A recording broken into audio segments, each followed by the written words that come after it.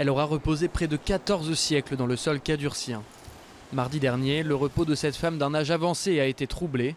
Dans un premier temps, les archéologues avaient découvert un sarcophage en calcaire et surprise, le joint en mortier était intact.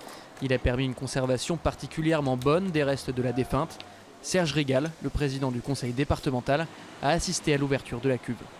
On peut penser quand même qu'il y avait 1400 ans que reposait cette femme. Donc maintenant on sait que c'est une femme qui est un sarcophage qui date du 7e siècle. Donc oui, tous ces éléments nous ont amenés à quand même avoir un moment d'intense émotion pour tout ce qui était présent autour de cette découverte.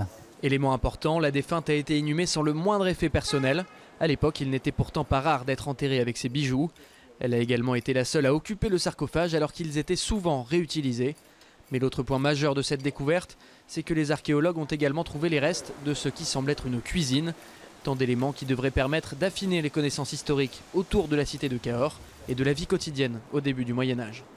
Tout est conservé, c'est pas une tombe isolée si vous voulez. On a toute la stratification avant, pendant et après la mise en place du sarcophage qui est conservée. Et ça pour les archéologues c'est vraiment inestimable parce que en particulier les contextes d'époque mérovingienne n'avaient pas été vus depuis des interventions que l'INRAP avait fait il y a plus de 20 ans au niveau de la cathédrale.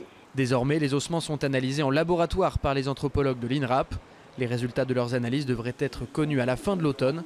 Quant au sarcophage en lui-même, il sera visible au musée Henri Martin de Cahors après sa réouverture.